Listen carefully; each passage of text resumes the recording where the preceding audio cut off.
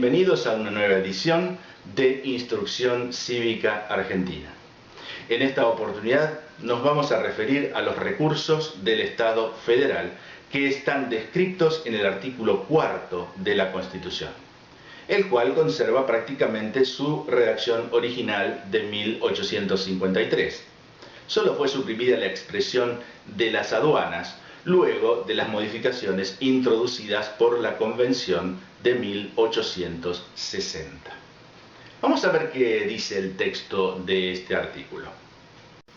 Allí leemos: el gobierno federal provee a los gastos de la nación con los fondos del Tesoro Nacional formado del producto de derechos de importación y exportación, del de la venta o locación de tierras de propiedad nacional, de la renta de correos, de las demás contribuciones que equitativa y proporcionalmente a la población imponga el Congreso General y de los empréstitos y operaciones de crédito que decrete el mismo Congreso para urgencias de la nación o para empresas de utilidad nacional. En primer lugar, se menciona a los derechos de importación y exportación, conocidos comúnmente como aranceles y retenciones. Pero, ¿qué tipo de tributos son estos? Se trata evidentemente de impuestos, ya que ni uno ni otro tiene una contraprestación por parte del Estado y se recaudan para atender gastos generales. Según la clasificación ordinaria del sistema tributario, tenemos tres categorías: los impuestos, con las características ya señaladas; las tasas, que sí tienen una contraprestación en forma de servicio público a favor del contribuyente, que quizás no lo disfrute en forma efectiva, pero al menos debe estar a su disposición. Un ejemplo de esto son la tasa de justicia o las tasas de aeropuerto. Y después están las contribuciones, que no son las que menciona la Constitución aquí, ya que este término está usado en forma general y comprende todas las categorías de tributo. Entonces, en sentido estricto, contribuciones son aquellos tributos que debe pagar quien obtiene una mejora en el valor de su propiedad en virtud de una obra pública o actividad estatal. Un caso típico es el pavimento o los servicios de agua corriente o gas natural. Luego se menciona el producto de la venta o locación de tierras. Pero lo de tierras no debe ser entendido en sentido literal, ya que una interpretación funcional nos lleva a deducir que también están comprendidos los edificios, bienes muebles y servicios públicos cuya prestación fue reservada al Estado federal. Aquí debemos mencionar al artículo 75, inciso quinto de la Constitución, que dice que es el Congreso el que debe disponer sobre las operaciones con bienes y servicios como venta, locación o concesión.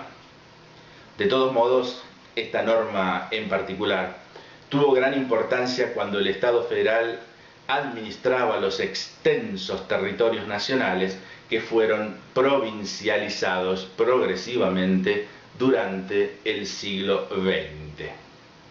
Hoy su aplicación está restringida a unas pocas operaciones con inmuebles del Estado federal y, sobre todo, a las concesiones de servicios públicos. Con respecto a la renta de correos, solo haría falta aclarar que, por simple analogía, aquí debemos agregar a todos los sistemas de comunicación privada que estén en manos del Estado federal, ya sean telégrafos, teléfonos, mensajería electrónica y similares. Y las demás contribuciones no son otra cosa que los impuestos, tasas y contribuciones que ya mencionamos brevemente. Todos estos son tributos forzosos y obligatorios, pero están sujetos a algunos principios para tener validez. Por ejemplo, el de legalidad, ya que todos deben ser creados por ley. Solo el Congreso impone las contribuciones que se expresan en el artículo 4, dice el tercer párrafo del artículo 17. Y no es para menos, teniendo en cuenta que todos los impuestos implican una restricción al derecho de propiedad que éste consagra. Aplicando el mismo principio, las exenciones fiscales también deben ser establecidas por ley. Es decir, si algún sector de la actividad económica es exceptuado de la obligación de pagar impuestos, ello debe ser establecido por una ley. El principio de igualdad fiscal, que no es otra cosa que la regla de igualdad ante la ley llevada a este ámbito. El artículo 16 dice: la igualdad es la base del impuesto. Y este artículo 4 habla de contribuciones que equitativa y proporcionalmente imponga el Congreso. Hay una regla establecida por la Corte Suprema para interpretar esto. Dice que a igualdad capacidad tributaria con respecto a la misma riqueza, el impuesto debe ser, en las mismas circunstancias, igual para todos los contribuyentes. De todos modos, esta regla no impide dividir a los contribuyentes en categorías, como de hecho se hace, siempre y cuando éstas tengan una base razonable, o establecer la progresividad del impuesto, es decir, aumentar la alícuota a medida que aumenta la base imponible. El principio de no confiscatoriedad. Para no desvirtuar la protección del derecho de propiedad, el monto del impuesto debe mantenerse dentro de límites razonables. Aquí la jurisprudencia tiene dicho que un gravamen que absorbe más del 33% de la materia imponible es inconstitucional por lesión exagerada al derecho de propiedad y al principio de finalidad, que exige que todo impuesto tenga un fin de interés general.